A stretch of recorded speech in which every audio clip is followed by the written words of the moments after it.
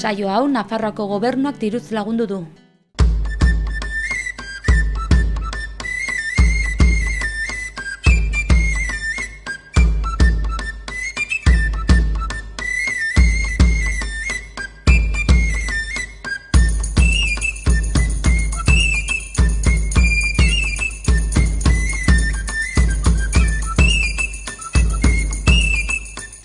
Kaixo eta ongi etorriak beste aste batez Ur eta Lur saio honetara. Gaurkoan lehenbiziko atalean Elizondon burutzen den Behi Hazienda Pireneikoaren feriaren inguruan solastuko gara. Horretarako Juan Cruz Iriarte Baztango udalako zinegotzi izanen dugu gurekin, eta Behi Pireneikoa solastuta gero Oio sektorera salto egin dugu, eta gurekin Mikel Altzuart izanen da.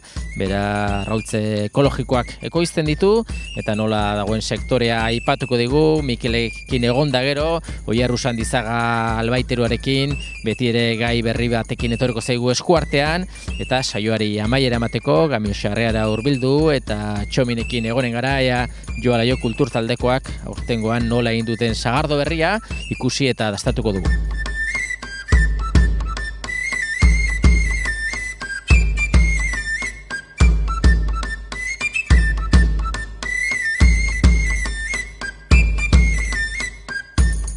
Saioaren hasieran esan bezala gaurkoan lehenbiziko atalean Elizondon ospatzen den Pireneika arrazako feria solastuko gara, eta dagoeneko badakizue, udan sartua gaude, eta nire ondoan Juan Cruz Iriarte dut, Baztango udalako nekazaritza eta mendi zinegotzia, eta bueno, Juan Cruz, ja burubelarri antolaketa lanetan ja hasiak zarete, eta esan dako udan sartu gara, eta badakigu ze martxan joaten den dana, kulturatzeko gainean izanen dugu berriz Pireneika arrazako feria, ez? Bai, Ierteko ganden irailan akitu ginuelaik eta ondoko 15 egunetan bildu ginen pixket etxe emateko, ez, iazko feriai eta hola, eta oino antxe dago 2017ko feria, baino ja gainan dugu, eta bakizu ja uden sartzen garela, gogartu gabe pasten dire udeko bilabetek eta irailan gaude, eta udako ja behar du ja más o menos gehiagoena ja antolatu eta bideratu bai.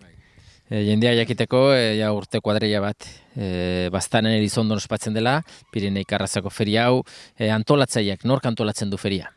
Antolatzailea gara, aldatetik Aspina elkartea, eta gero udala, eta Zederna Garalurren laguntzaikin. Baigu gara pixeta, eta gero ere inguruen ibiltzen dire, hemengo Baztango inguruko nekazari betzuk eskuet botatzen, publizidad eta olako laguntzaile biletzen, eta hola, banatzen kartelak eta hola, baina bai, hoi gara, más o menos taldetxo osatzen dugule eta bileretan biltzen garenak. Elizondoko plaza beti ere badakigu plaza egokia dela, jendeak hori esaten du, horrelako feria ospatzeko, baina beti ere kostu bat badu horrek ere, feria antolatzeak, bestadetik esperientzia hor duzu aurreko urtetakoa, kostua pixko bat, kostuari aurre egiteko, beti ere ongi etorra izaten da ez, gobernutikan ematen den diru laguntza, baina bestela ere dirua lortu behar da ez.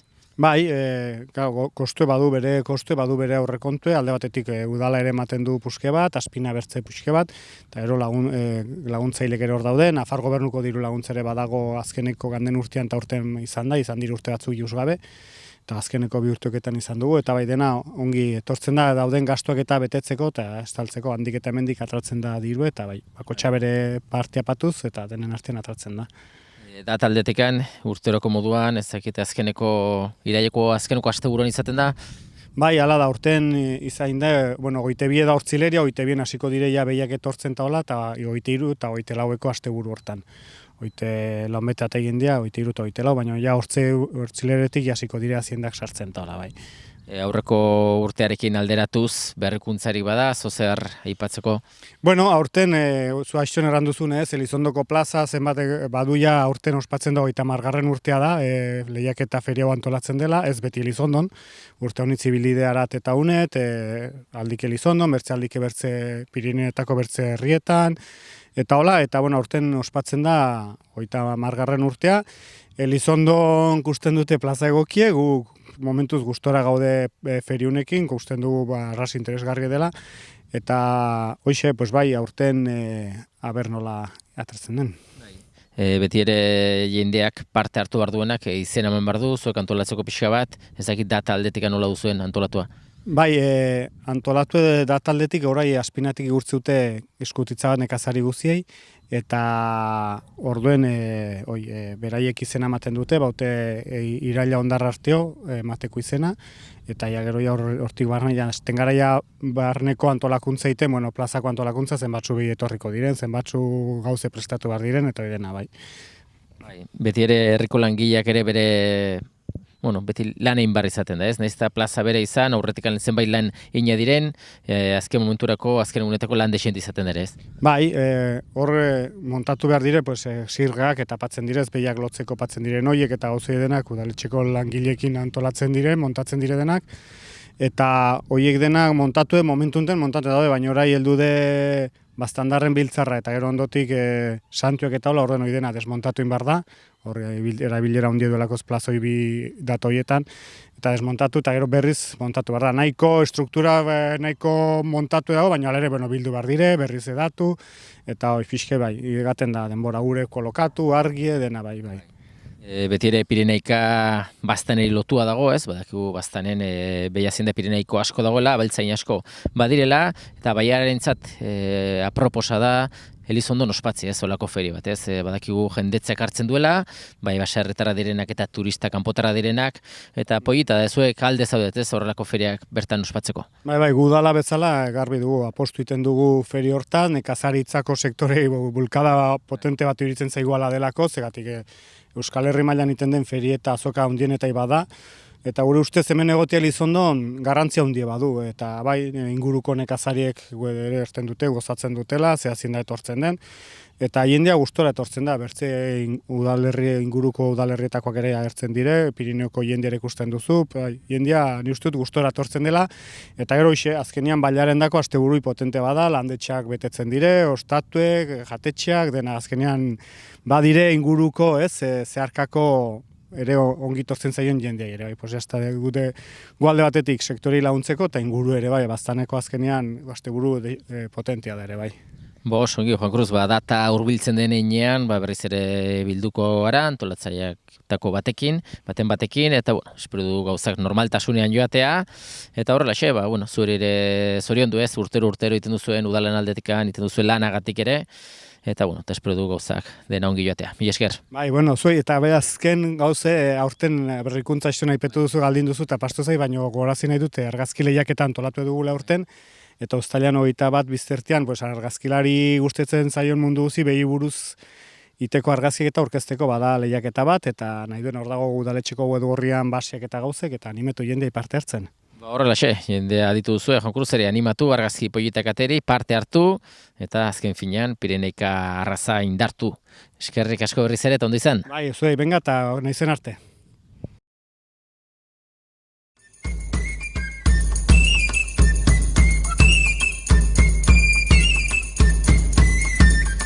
Oraingoan erekin, Mikel Altzuarte dut, bera badakizue, dutar imuno arraultzeak ekoizten dituela, arraultze ekologikoak, Arizkunen, eta Mikel, zuia esperimentatu bazara sektore honetan, arraultze ekologikoen sektorean, eta ez dakit, ze balorazio egiten alduzun pixka bat, nola dagoen sektorea, nolako harrera du konsumitzaileengan arraultze ekologikoak? Arraultzen ekoizpena industrializatu zen, eta pixke bat, orain dela urte batzuk, hasi ziren landa eremuko arraultzeak, eta gero arraultze ekologikoak, eta demanda bazagolakoz batez ere, konsumo arduratsu bat eta konstiente bat zegoen, elikagaiak behar zirela bertze modu bat ez ekoitzi, sanoagoak izateko, eta gero gainera behar zela hurbiltasuna txiki, ez? Eta ekoizpen ekologikoak pixke bat horretara hori ase nahi du eta bete nahi du. Eta badirelo urte batzuk, konsumoa azten ari dela, ez? Eta baitare lurrak ere ekologikora pasatzen nahi direla hainbat nekazarik, ez? Errandaiteke, Nafarroan 1000 eta 1000 hektarea daudela ja ekologikoan, eta badela konsumo maila bat, batez ere hirian, ez? Herrietan igual ez dago kontzientzia desberdina da, bizipenak desberdinak dira, baina hirietan batez ere nik uste dut populazio zarra da, Euskal Herrikoa horrek ez du laguntzen, baina nik usten da garbi ume txikiak sortzen direnean, familia haunitzek iten dutela, urrats hori ematen dutela orduan, ez? Orduan, auzuneak balin badira jende gaztea lana topatu eta hor bizitzen jarri direna, normalean han komertzio bat erekitzen balin bada, arroltze ekologikoak eta olako produktuak demanda badutez. Eta, bueno, alde hortatik horrek ekarri du baitare, pentsa, nik izan da garai bat, Nafarroa osoan ekoizle bakarren itzela produzio ekologikoan.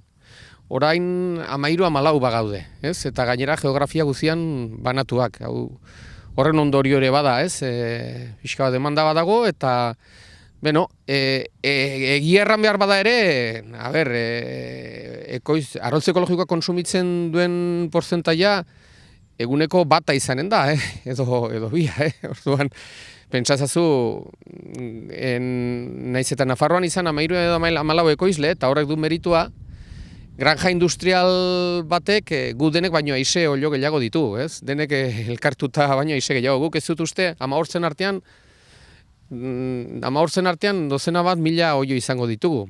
Eta bueno, hortara dedikatzen gara, nagusiki. Horrek erran nahi du, eredu honek ere, eredu ekologikoak eta produzio txipien ereduak ere, eredu soziala ere babesten duela, ez?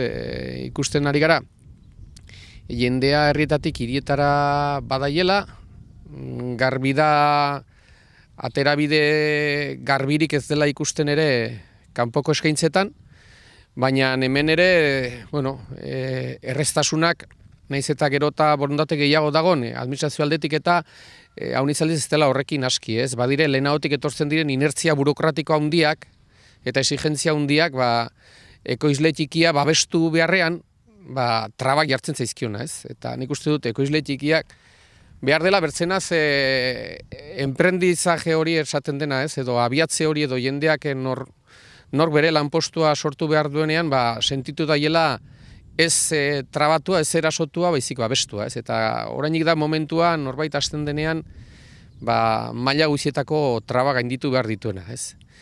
Horre zerran dezakegu, bueno, nik gutxi gora bera bertze ekoizlek realitatea ezagutzen du, gutxi gora bera gure bezeroak mantentzen dugu, baina gure bai dependentzia dugu, Iruñean saltzen dugu, eta komerzio txiki bizi baten dependentzia ere badugu, ez? Badaude kooperatiba konsumo talde indartsu bat, badago Iruñean, gero badira konsumo talde txikiagoak, baina komerzio txiki bat eta badakigu urte hauetan krisia etorri zenez geroztik, komerzio txikia dela gehien sufritzen duena eta denda gehien etxi direnak gainera dira elikagaien sektorian, hau da.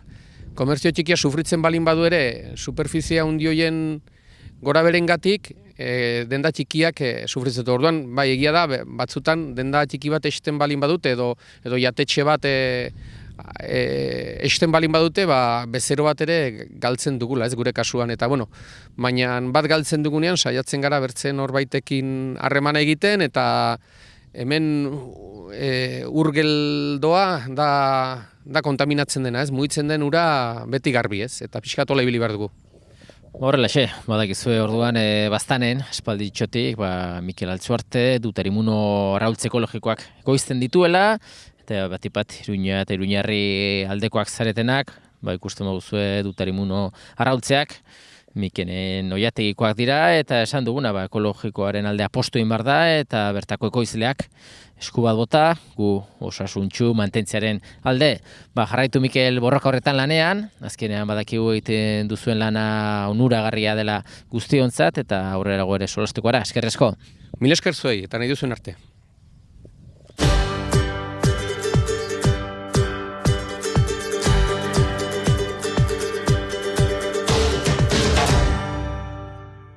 Albaikideren atalean gaude oraingoan, eta nirekin Oier Rusandizaga albaiterua. Oier, gaur galdia pixo fresko dugu, baina aski egun bero txuak pasatu ditugu, eta guk beroa pasatzen dugu, eta nola ez, haziendak ere, eta haziendak azkenean badakigu, adibidez esneko behiak, esnea mateko, esnea koizteko ditugula, eta suposatzen dut, hoiengan ere beroak eragina izanen duela, ez? Bai, adibidez aste hontako eguraldi bero hau esne behientzako ikaragarri izan da, ez? Badi ikuiluek 7-8 litro jetxi dirak ekoizpenean, eta horrek ekartzen duen gero eraginakin, ez? Pixkat referentzi bat jartzeko, pentsatu hemen dugun, beti azkenean behientzako temperatura baino gehiago influitzen du THI esaten den indize bat, ez? Hori da, humedadea eta beroan arteko kombinazio bat, eta azkenean gure zonan pixkat idea egiteko, hemen dugun humedade altuakin, behibet kasi estres termikoa sufritzen hasten da, kasi 20 gradukin. Orduen, gure zonan, humedadea 80 pasatxo izan leiteken hortan, 22 gradutik goitiko egunetan, ja hasi bergeinak pentsatzen ze sistema erabili, zer egin genezaken, bero hori pixkat, azein doi pixkat hobekixo edukitzeko, ez? Ez dakit, badakigu iparralde honetan, beti ere gualdi suabexeok izaten direla, baina azken urte hauetan badirudi berotzen ari dela sistema, planeta berotzen ari dela, eta hemen ere beroak gerozta gehiago sumatzen dugu. Ez dakite ikuiluetan eta egiten direlikan ikuiluak, jartzen diren ventiladore beresiak, pixka bat egiten diren pentsatuaz berotasunari aurre egiteko. Azkenen berotasune pixkat behietan aurre egiteko duzu bi estrategia.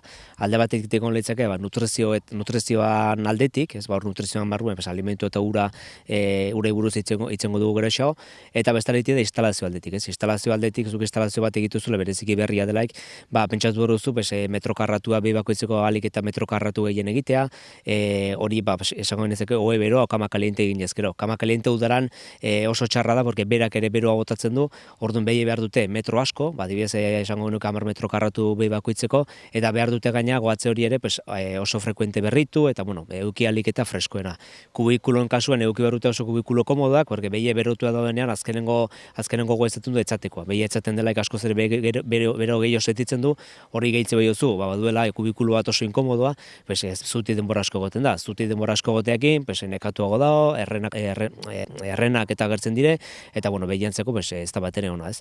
Bestaletik, jateko lekuek ere, bere numeroan euki dezaten, eta gero ventiladoreak eta aipatutuzuna, beti izan dire estrategia klasikoak, ez, alik eta ventiladore gehiena jarri ikuilu, eta gaur egun segitzen da egiten, badau diskusio asko, modelo batzuen eta besten artean, badaude ventiladore horizontal batzuk, esango nuke rafagak horizontalki botatzen dituztenak, badaude vertikal batzuk, aspa handi batzukin bezala, airea mantxoxo mugitzeute, baina rafaga beste modu batetara itituzte, gero dago aspersore sistema, batzuk itituzte busti eta gero ventiladorekin idortu, eta badire teknika asko eta diskusio askokoak.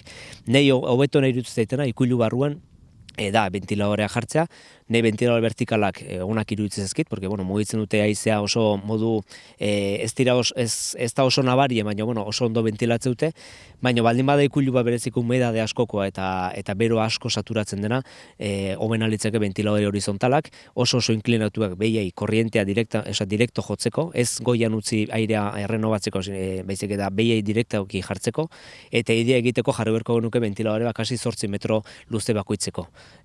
Eta gero sistema ona instalazioetan funtzionatzen duna da, sala espera, behia jesteko garaien horre egitea behian ostea.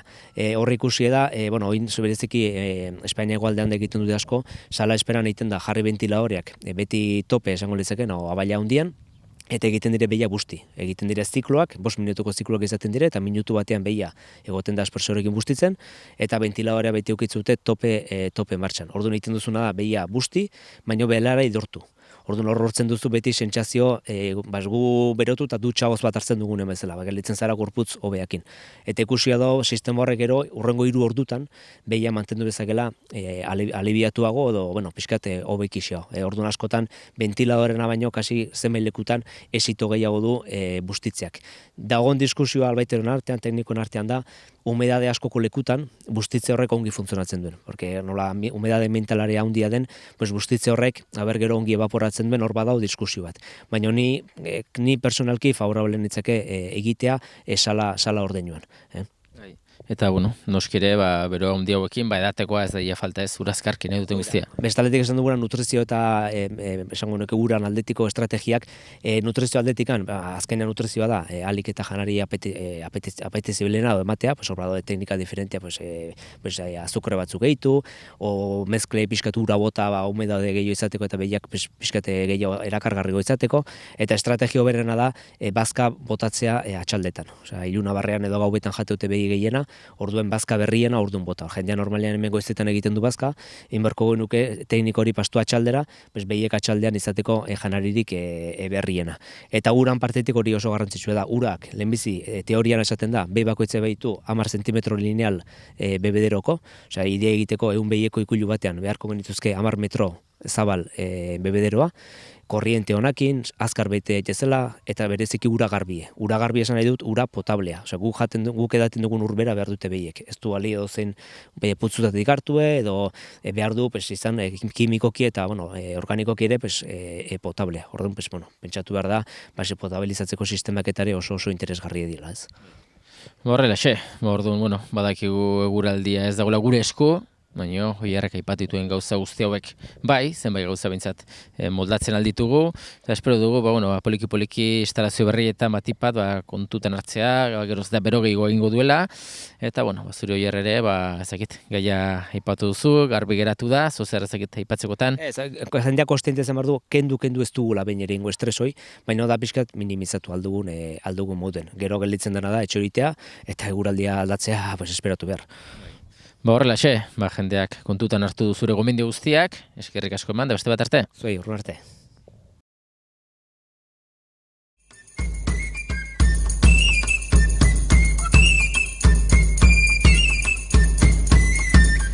Saioa bukatzeko Arizkunera etorri gara eta Gamio Xarreare etxearen atarian gaude, Sagastian, eta nirekin Txomin dugu, Txomin Joalaio Kultur taldeko kidea dugu, eta Txomin, badakigu beti ere sagardo egiteko sagarra behar dela, zuek kultur aldetikan lan handia egiten izaret ere Sagastikin, sagardoarekin, bertako barietateak, ikusten dugu heldu den denboraldiari begira sagarrak arbola madirela, eta ez dakit pixka bat nola joan zen aurreko usta, pasan urteko usta, sagardoa zen muzko sagardoa ateri da.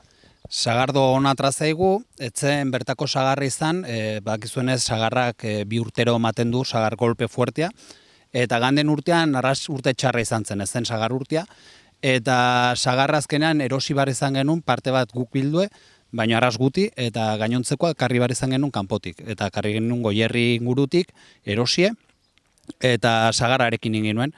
Orduen produkzio aldetik, ganden urteko sagardoa isekutxiagokoa izen da. Zue, saiatzen posible den einean behintzat, baztango sagarrarekin egiten sagardoa, bertako barietateak, eta jendea badaki, kirikoketa besta handia da, gaur egunen indar handia hartu duen besta, horretan duzu pixka bat, sagardo egitearen ospakizun, ez horrazen da pixka bat zuen ziklo, ez? Bai, hortan erakusten dugu, lehen egiten zen erara sagardoa egitea, eta pixkatek hartzen dugu jendean, urbilarazten dugu jendeai, lehengo moduak, lehengo usadioak, eta horla egiten dugu sagardoa, besta polit bet, jendea tortzen dalde guzietaik, eta ongi pasteko momentuet, eta gure kulturari ere bultzada bat mateko momentu ere. Behin sagardoa eginda, kupelan kontzen duzue, badakigu gaur egunean sagardoetegi pixot industriala direnak, kontrolpean izaten dutela prozesu osoa, zuen kasuan, afizio handia duzue, gauzako ongi nahi dituzu egin, baina modu artisau batean esaten aldugu egiten duzuela sagardo, ez? Badu bere berezitasuna zuek egindako sagardoak, ez? Bai, guk ez ditugu erabiltzen, ez dugu azukrea neurtzen, eta olako gauzak ez ditugu neurtzen. Gu pixket behiratzen duguna da, hartzidura hori noiz bukatzen den, hortako erabiltzen dugu metxero edo bela bat, eta ikusten dugunean oxigenoa badagola, eta ez oxigeno falta, zeba gas karbonikoa botatzen du hartzidura horretan, eta metxero batek ez zuen funtzionatuko, eta orduan horrek indikatzen dugu, noiz kupela etxi. Gero hortan edukitzen dugu urtarril arte, más o menos, idukitzen dugu, eta hortan jasten gara probatzen. Txotx deitzen zaiona da hoi, azkenan kata hoiek egiten dituzunak, sagardoa jakiteko noiz egina den sagardoa, eta noiz botillaratzen alduzun. Hortan ja, behin hartzeko ongi neurria, ez duguna da densimetro bat, dela olako boia moduko, termometro moduko bat, eta horrekin hartzen dugu densidadea jakiteko botillan sartuta ez dakun kortxoa kanpora botako. Hartzidura jarraitzen badu, gas karbonikoa sortzen da botil barrenan eta kortxoa botatzeko arriskua da. Eta bueno, iristen da gero ja momentu bat, sagardoa ja botillan dagoela, eta zorionez edo zoritxarrez, desagartzen dire segidan ez, hemengo botillak zuena, arrakasta handia izaten dute, eta agudo banatzen dira bazter guztietara, jendeak nahi izaten du, eskaera handia izaten dute ez. Bai, jendeak maite du, sagardoa, azkenean ez da sagardo komertzial bat, eramaten dutela sulfitoak eta bertze gauz batzuk, ez pasteko sagardo hori eta merkatuan ongi mantentzeko edo bere kondizio optimoetan. Sagardo hau da edari bizi bat, orduan bera lehenengo momentuan probatu duzuna eta gerora gaten da aldatzen, baina bueno, ezberdina da eta jendeak gustoko du. Aurten boduzu espentza, bertako sagarrarekin egin duzuela sagardoa, hemen bintzat, sagarra ondone badu azkarki, ez dakite orokorki izanen da, ez? Bai, aurten kusten da sagarra heldu dela fuerte, ez bada zerbait txarra pasten aize fuerte batzuk, o harri edo lako zerbait ere, baina ni uste ez dugun arazoik izan sagarra gure sagarra biltzeko eta bertako sagarra biltzeko eta azkenan hemengo sagardoa egiteko. Hemengo sagardoa solasten gaudela, sartuko gara Gamio Xarrera, hor behikin bauzue, zuen txokoa, zuen sagardotegi txikia, eta pelategi, eta hor ikusiko dugu, sagardoa eta probatuko dugu sagardoa, gustatzen zaizuen edo ez. Guazen barrura Gamio Xarrera barrura etorri gara, aski pollita eta paindua duzu edana, eta garrantzitsuena sagardoa badela, eta aukera izanen dugula guk ere dastatzeko, jendea jakiteko gutxera zer nolako sagardoa induzue aurten Gamio Xarrean. Bai, sagardoa ja egina dugu, botillaratua, probatu genuen urtarrilean eta hortik eta gutxira ja botillaratu genituen. Bete genuen hemengo kupela handi hau, transporta dela, hori biltzen zen garai batean sagardoa eramateko karroan alde batetik bertzera, eta izen ditu 260 bat, eta ero bete genuen bertze kupela bat egunekoa. Más o menos intzenen ginuen, 560, más o menos.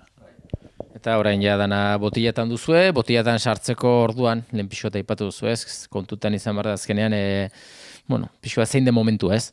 Bai, hori da, pixka behiretzen dugu, garai ona izetea sartzeko, ez izetea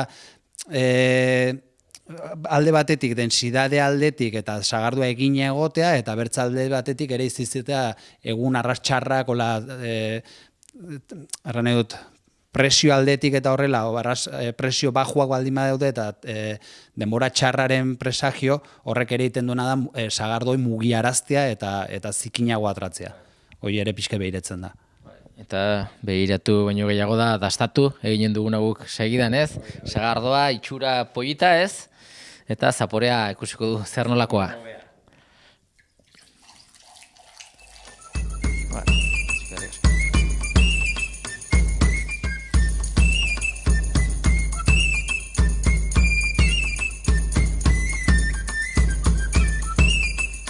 Txinparta badu behintzat ez? Txinpartaren garantzia da, erraten atzuena densidadearena, komertzialek eta horrela sartzen dute sagardoa aize eginagoa, izan entzila, 998 inguru densidade, eta guk sartzen dugu 1004. Hortan lortzen duguna da, txinparta hori eta apartxuago egotea. Horrek badu bera arriskua dela, temperatura aldaketa batengatik, kortxo hori bota izatea. Baina bertzelaz, lortzen dena txinparta hori eta goxoa izaten dela. Txinparta ona eta zapore bikaina.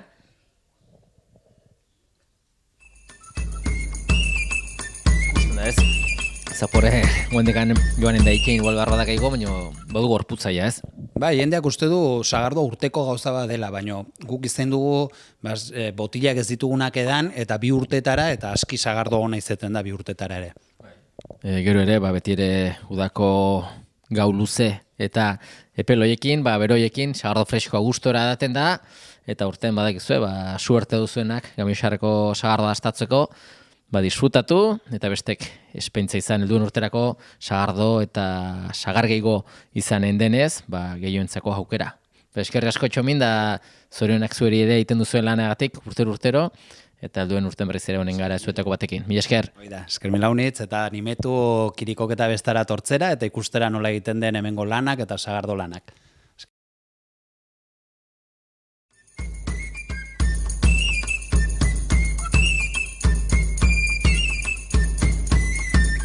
Besterik gabe, agur esateko ordua iritsi zaigu eta betiko moduan, eskerrak emanez zuen arretagatik agurtzen gara. Datorren saio arte, ongi segi.